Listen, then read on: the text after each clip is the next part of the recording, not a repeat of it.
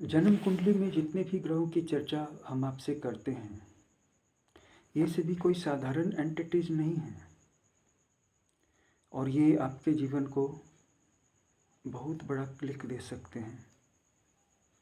आइए आज हम इसी विषय पे चर्चा करते हैं कि जन्म कुंडली के ये ग्रह कैसे हमारे जीवन का उत्थान कर सकते हैं, सीन को चेंज कर सकते हैं, सिचुएशन को एंटायरली ग्रास रूट लेवल से ही बदल सकते हैं। आगे बढ़ें इससे पहले आप हमारी चैनल को सब्सक्राइब कर लें, क्योंकि यहाँ पे ऐसे ही रिसर्च बेस्ड वीडियोस आते रहते हैं। और साथ ही साथ इस वीडियो को एक लाइक भी कर दें, जिससे कि मोटिवेशन मिलता रहे। जब भी हम अपनी जन्म कुंडली के प्लैनेट्स की चर्चा करते हैं कि हमारी कुंडली में सूर्य लग्न में है या मंगल सप्तम में है या बुध दशम में है या गुरु पंचम में है, वैसे वैसे हम अपने जीवन की उन नवीन संभावनाओं की चर्चा कर रहे होते हैं कि जब हम युवा होंगे, बचपन को छोड़ करके जवान हो जाएंगे, तो बुध हमारे जीवन पे प्रभाव डालेगा। जब हम स्टूडेंट लाइफ में होंगे तो पंचम स्थान में बैठे हुए ग्रह हमारे जीवन पे अपना असर डालेंगे। जब हमारी शादी होगी तो सप्तम स्थान में बैठे हुए ग्रह डिटरमाइन करेंगे कि हमारा वैवाहिक जीवन कैसा होगा। 11वें स्थान में बैठे हुए ग्रह ये बताएंगे कि हमारा इनकम कैसा होगा, आय कैसी होगी, वो पर्याप्त हो गया नहीं और उसमें खुशी हो गया नहीं।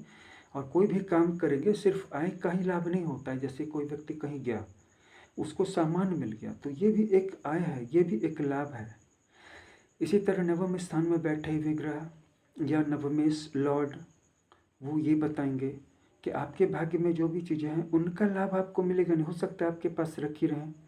बहुत सारे लोगों के पास बहुत सारे गैजेट्स होते हैं, जैसे कि बहुत अच्छा कैमरा होता है या बहुत अच्छा म्यूजिकल इंस्ट्रूमेंट होता है, बहुत अच्छी कार होती है, लेकिन वो रखे रहते हैं ये सारे इंस्ट्रूमेंट, ये गैजेट्स, ये कारें। और वहीं किसी दूसरे व्यक्ति के पास कार रखी हुई है तो वो उससे काफ़ी ज़्यादा पैसे कमा लेगा। आपके पास जो भी एसेट है, जैसे कि आपके पास कोई स्किल है, मान लीजिए कि आप जर्मन भाषा जानते हैं लेकिन उसका कोई यूज नहीं है। आप संस्कृत भाषा जानते हैं, उर्दू भाषा जानते हैं, अरबी भाषा जानते हैं, या आपको कंप्यूटर की पूरी जानकारी है लेकिन उसका कोई इस्तेमाल नहीं हो रहा है। आपको अंग्रेजी या हिंदी भाषा अच्छी आती है, तमिल कन्नड़ आती है, लेकिन आप उससे कुछ कमाई नहीं कर रहे हैं। होगा कि नहीं होगा फ़ायदा, ये नवम भाव से चलता है और 11वें भाव से पता चलता है कि कितना लाभ होगा और किस तरफ से लाभ आएगा। और नवम भाव में तो ये पता चलता है कि जो चीज़ का लाभ हो गया, जिस चीज़ का लाभ हो गया, आ भी गई जो चीज़, उस चीज़ से आपको फ़ायदा होगा या नहीं होगा। आपके घर में रखी रहेगी, आपके घर में बहुत अच्छी अच्छी खाने की चीज़ें हैं, डॉक्टर ने कहा है कि नहीं खाना, ये भी मत खाना, अच्छा चलो मैं थोड़ी सी वाली नहीं, ये सब्जी भी मत खाना, अच्छा पानी तो कम से कम मैं पी सकता हूँ, कम पीना, ठंडा पानी फ्रिज का मत पीना, सांस तो ले सकता हूँ, नहीं सांस लेने में कोई मनाही नहीं है। तो ये सारी चीज़ें जो हैं नवम भाव से डिसाइडेड होती हैं कि नवम भाव में आपके प्लैनेट से इवन जो चीज़ आपके पास हैं उसका आपको उपभोग हो पाएगा या नहीं। इसके साथ साथ पाप ग्रह हैं और हमारे शुभ ग्रह हैं, और हमेशा वक्री चलने वाले राहु केतु हैं। जितने भी पाप ग्रह हैं वो हमेशा अपना फल देते रहते हैं, लेकिन शुभ फल देने वाले ग्रहों का फल होल्ड पे रखा रहता है। क्यों रखा रहता है? क्योंकि राहु और केतु का डांस अभी बाकी है जीवन में। राहु और केतु एक ओवर अटैचमेंट है और एक जो है डिस अटैचमेंट है या अन अटैचमेंट है। राहु ओवर अटैचमेंट है, किस तरह की चीज़ों से है? एंगर से है, लस्ट से है, ग्रीड से है, मोह से है, माया से है, इल्यूजन से है, तिलिस्म से है, फ्रॉड आइडियाज से है कि मैं रातों रात कैसे करोड़पति। ये अगर कोई व्यक्ति सोचता है, ऑब्सेस्ड है। आपने वो कहानी सुनी होगी 99 का फेर, कि एक व्यक्ति के यहाँ 99 स्वर्ण देवताओं ने गिरा दिए थे। एक बहुत ही शांत व्यक्ति था। तो एक बार गॉड और गॉडेस जा रहे थे तो उन्होंने कहा कि देखो ये मेरे आपका भक्त कितना शांत है। गॉडेस ने कहा, तो भगवान ने कहा कि देवी तुम नहीं जानती हो, ये शांत नहीं है, ये बस अभी धन के फेर में 99 के फेर में नहीं फंसा है। तो 99 का फेर क्या होता है प्रभु, बोले को देख लो। तो उसके उन्होंने रातों रात सोने के 99 मोहरों वाली पोटली गिरा दी। सुबह जब उठा अपने यहाँ एक पोटली देखी तो वो बेचैन हो गया। इतनी सारी पोटली, इतना धन कहाँ से आया, गिना तो 99 थे। वह बेचैन हो गया, उसको उसने घर में छिपा के रखा तालों के अंदर कि कोई कोई देख नहीं ले, उसका चोरी नहीं हो जाए। फिर वह बेचैन हो गया कि मैं कैसे इसको 100 कर दूं। इसके बाद तमाम तरह का पागलपन शुरू हो गया। उसने बड़ा बड़ा बिजनेस स्टार्ट किया और धन के पीछे पड़ गया और कमा भी लिया। और जब कमाते कमाते फिर वह 900 के पार पहुंच गया, तो अब उसके मन में फिर भी वो जो लालसा थी, उसने उसको विश्राम करने नहीं दिया। अब वह सोचने लगा कि मैं 999 से 1000 कैसे कर दूं। और यही कहानी चलती रह गई। 99,000 के बाद उसने सोचा कि 1,00,000 सोने की मोहरें। तो प्रभु ने कहा कि देखा देवी, यही ये भक्त था, यही ये वैराग्य था, यही इसको संतोष था। तो राहु यही करता है। आपके जीवन में जो वास्तविक जरूरतें वो बहुत कम है और इच्छाएं किसी पॉइंट पे नहीं रुकेंगी, और इस बीच में बहुत सारी चीज़ें छूट जाएंगी, समय निकल जाएगा, आपके अपने रिलेशंस खराब हो जाएंगे, आपका अपना जो आपकी जो अच्छाई थी वो भी कहीं ना कहीं छूट जाएगी। ये राहु करता है। और केतु क्या करता है, केतु कहता है कि ये सब क्या है, चलो मोक्ष में चलो, तो वो ड्यूटी से कटवा देता है। इतना भी नहीं छोड़ दीजिए और इतना भी नहीं लग जाइए। ये बीच का बैलेंस कैसे रहता है, ये बीच का बैलेंस तब रहता है, राहु और केतु का डांस, इनके मोह माया लोभ क्रोध काम वासना, इन सभी के चंगुल से आप तब बचते हैं जब आपके पास विवेक और संतुलन हो और करने के लिए कोई काम हो। जिसके सभी केंद्रों में कोई न कोई ग्रह रहते हैं वो हमेशा एक्टिव रहेगा, क्योंकि केंद्र के ग्रह जो है एक्टिविटी को इंडिकेट करते हैं। और केंद्र के स्थान के बाद जो सबसे शुभ स्थान है त्रिकोण, तो त्रिकोण स्थान में बैठे ग्रह जो होते हैं वो विवेक या ज्ञान को या बुद्धिमत्ता को इंडिकेट करते हैं। दूसरे शब्दों में कहा जाए तो संतुलन को इंगित करते हैं कि जिसके अंदर ज्ञान है वही विचार करके संतुलित रखता है। लेकिन अकेला ज्ञान भी काफ़ी नहीं है। जीवन में बहुत ज़्यादा कड़ी परीक्षाएं आ जाएं और कोई व्यक्ति बहुत ज्ञानी है तो टूट जा सकता है। बच्चा वही रहता है जिसको करने के लिए कोई ना कोई काम रहता है, काम करता रहता है, काम करता रहता है, लोगों के बीच रहता है, घुलता मिलता रहता है, उसका मन कहीं और लगा रहता है, वो बड़ी बड़ी परीक्षाओं से बच कट के निकल जाता है। लेकिन जो व्यक्ति कहीं पर भी बिजी नहीं रहता है, जिसने अपना आप को बिजी रखने के लिए एक्टिविटी नहीं तैयार की है, सिर्फ ज्ञान धोखा दे सकता है और सिर्फ एक्टिविटी भी धोखा दे सकती है। क्योंकि यहाँ पे एक्टिविटी फेल करती है, वहाँ पे ज्ञान बचाता है, विवेक बचाता है, एक्सपीरियंस बचाता है और स्पिरिचुअलिटी बचाती है। लेकिन ये जो स्पिरिचुअलिटी है वो वाली नहीं है कि सारी दुनिया को छोड़ दो ना, नहीं, ये वाली नहीं है। ये केतु मैसेज देता है ताकि आपकी ऊर्जा बच जाए और सही काम में लग जाए। और केतु जिस भाव में बैठा है उस भाव के फलों से आपका विच्छेद करवा देगा, कटवा देगा, अलग करवा देगा। उस भाव के रिलेशन से, उस भाव के बेनिफिट से, उस भाव के की एक्टिविटीज से। जैसे अगर छठे भाव में केतु, तो छठे भाव मामा का घर है, तो मामा के परिवार से केतु कटवा देगा। या अगर तीसरे भाव में है तो तीसरे भाव में जो रिलेटिव पाए जाते हैं उनसे वो कटवा देगा। इसी तरह से मामी मामू फुआ ताऊ चाचा चाची मौसा मौसी या जो भी हैं, जिस भाव में केतु बैठ गया उससे कटवा देगा। क्यों कटवा देगा? क्योंकि वहाँ आपकी ऊर्जा लगाने से आपको फ़ायदा होगा नहीं। आप में टेंडेंसी है कि आप उस भाव में ज़्यादा ऊर्जा लगाएंगे। अगर आप उससे अपने आप को काट लेंगे तो आपकी बहुत सारी ऊर्जा बच जाएगी। और एक बात जान लीजिए कि जीवन में जो भी खेल है वो ऊर्जा का ही खेल है। बाकी मोक्ष और बंधन कुछ नहीं है, और धन और गरीबी दोनों ही कुछ नहीं है। कुछ नहीं है, ये सब जो दिख रहा है वो सब कुछ है ही नहीं। अगर आपके अंदर में ऊर्जा है और संतुलन है, गरीबी आपका कुछ नहीं बिगाड़ सकती है। और अगर आपके अंदर में ऊर्जा नहीं है तो अमीरी आपको बचा ना पाएगी। ऊर्जा बचाता है केतु, लेकिन उसका तरीका जो है रूढ़ है, कटवा देता है। बाकी वो सारे ग्रह बैठ गए त्रिकोणों के अंदर में, तो एक्टिविटी और विवेक के माध्यम से, प्रूडेंस के माध्यम से, विजडम के माध्यम से उसको संतुलित करते हैं। किसको? व्यक्ति को संतुलित करते हैं। और सभी ग्रह अपना अपना प्रभाव डालते हैं। और इसमें से एक चीज़ है, वो क्या है? एक चीज़ जो आपको पता है, जिसको आप सबसे ज़्यादा जानते हैं, उस पर काम कीजिए, जिस पे काम करने की आपकी इच्छा है। और एक ऐसी चीज़ कुंडली में है जिसके बारे में कि आप बिल्कुल नहीं जानते हैं, वो पीछे से काम करती है। सारे रहस्य को जान लेने से वो काम करना बंद कर देते हैं। जैसे कि हमारे पास ऐसी समस्याएं आती हैं जन्म कुंडली को लेकर के। कोई एक लड़की का आया था, कह रही थी कि मेरा बॉयफ्रेंड, अब उसने कॉल करना मैसेज करना बंद कर दिया। तो मैंने उससे पूछा कि क्या तुम बहुत ज़्यादा बातें करती थी? हाँ, बहुत ज़्यादा, रोज़ 3 घंटे 2 घंटे मैसेजिंग, कॉल पे दिन रात, सोने के पहले बात होती, सुबह उठते ही पहले उसी का कॉल। तो मैंने कहा कि वह तुमसे अति परिचय का शिकार हो गया, वह तुमसे बोर हो गया, लेकिन तुमको समझ में भी नहीं आया, पता भी नहीं चला।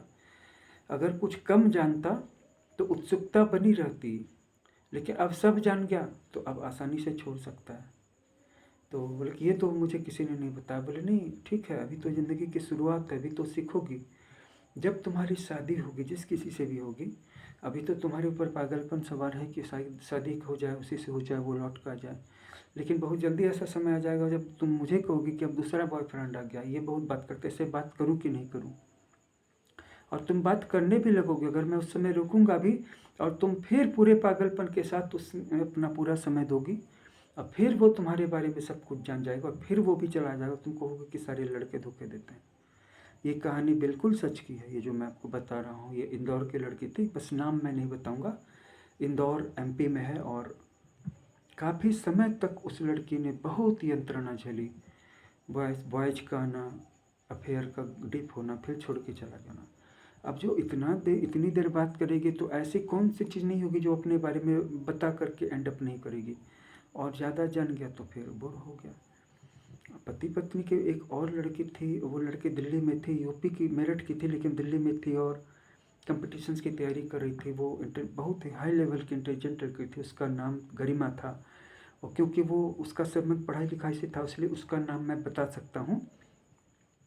उससे भी यही चर्चा चल रही थी, तो मैंने उसको भी यही बात बोली थी कि शादी जब भी होगी, इस बात का ध्यान रखना कि पति को भी सारी सीक्रेट्स मत बता देना अपने बारे में। कहीं पर चुप भी रह जाना। अगर सब कुछ जान जाएगा तो बोर हो जाएगा, बोर हो जाएगा तो वैवाहिक जीवन का आनंद खत्म हो जाएगा। मेंटली बोर होगा, लेकिन फिजिकली दूर कर लेगा। तुम कहोगे कि अब फिजिकली भी दूर कर लिया है, मुझ में क्या कमी है, अब रोना रोगे। लोग इस बात को नहीं जानते हैं कि चीज़ें कैसे काम करती है, साइकोलॉजी कैसे काम करती है। हम जहाँ पे ज़्यादा ऊर्जा दे देंगे, ज़्यादा ध्यान दे देंगे, वो चीज़ उसका अंत हो जाएगा। लाओ त्से ने भी कहा कि किसी भी काम को आधे दूर तक करो, पूरा कर दोगे तो उसका अंत कर दोगे। किसी भी काम को, खुशी को एकदम 100% पर मत ले जाओ, 50% पर पहुँचिए और रुक जाओ। 100% पर पहुँचा दोगे, वही खुशी जो है दुख बन जाएगा और वही अमृत जहर बन जाएगा। और लोग हर चीज़ को चरम पे पहुंचाना चाह रहे हैं, चरम सुख प्राप्त करना चाह रहे हैं। चरम नाम की कोई चीज़ नहीं, चरम पे जा कर के वो चीज़ जो है उल्टे में कन्वर्ट हो जाती है। फिर हम छाती पीटते हैं कि मेरे साथ क्या हुआ, और करने वाला कोई और नहीं था। इसीलिए केतु रुकता है। ओवर अटैचमेंट चीज़ों को बिगाड़ती है, लेकिन ओवर अनअटैचमेंट भी तो गलत है। इससे लाइफ की समस्याओं का समाधान तो नहीं होगा। अगर हमको चीज़ों से कटना ही था, परिवार से, पत्नी से, बच्चों से, माँ बाप को छोड़ के जंगल में जाना ही था, तो पहली बात है कि हम इस शरीर में ही क्यों आए। तब तो शरीर में ही नहीं आना था। अभी कहोगे कि कैसे आगे, हमको पता नहीं चलेगा। ये हो गया जिम्मेवारी से मोड़ लेना, अपनी गलती से मुँह मोड़ लेना। हम जानते हुए आए, हमें पता था कि हमारा जन्म होने वाला है और हम बोर हो गए थे, इसलिए आए। हम बोर हो जाते हैं, हमारी आत्माएं वहाँ पे बोर करने के लिए कोई काम नहीं है, कोई दुख नहीं है। अब मृत्यु भी नहीं हो सकती। यहाँ पे जन्म लेने के बाद मृत्यु होगी, आत्मा जानती है। अपने लोगों से बिछोह भी होगा, गरीबी भी आएगी, अपमान भी होगा, बीमारियाँ भी होंगी, मारपीट भी होगी, सब कुछ होगी, केस मुकदमा भी होगा, सब कुछ हो जाएगा जीवन में। लेकिन फिर भी आत्मा आना चाहती है, क्योंकि वहाँ जो एकांत है और कोई भी साथ देने वाले नहीं, आप अकेले हैं, वो भयावह है। और जब एक आत्मा के साथ एक शरीर रहता है, एक ज़िंदगी रहती है, एक सांस रहती है, एक प्राण रहता है, तो ये यात्रा किसी और डाइमेंशन की बात, इसके लिए आत्मा कुछ भी करेगी। लेकिन क्या यहाँ पे हम चीज़ों से कटने के लिए आए हैं? लेकिन केतु अपना काम करेगा। जैसे आग अपना काम करेगी, पानी अपना काम करेगा, राहु अपना काम करेगा, केतु अपना काम करेगा। सारे शुभ ग्रह अपना काम करेंगे, सारे अशुभ ग्रह अपना काम करेंगे। आप इस बात का ध्यान रखिएगा कि एक चीज़, जिस चीज़ को आप बहुत ज़्यादा अच्छी तरह से जानते हैं, उसमें काम करते रहिए। और एक ऐसी चीज़ जो अज्ञात है, उस अज्ञात को छोड़ दीजिए, उसको भी अपना काम करके वो आपको कंट्रोल कर रही है। आप इसको कंट्रोल कर रहे हैं, जिस चीज़ के बारे में आप सबसे अच्छा जानते हैं। जिस चीज़ के बारे में आप पूरा नहीं जानते, उस चीज़ में आप कर क्या पाएंगे।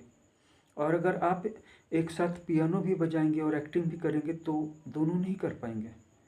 हाँ, किसी भी एक काम को करना चाहें, बस वैसी एक्टिंग कर लीजिए, वैसा कपड़े पहन लीजिए तो लगेगा असली जैसा।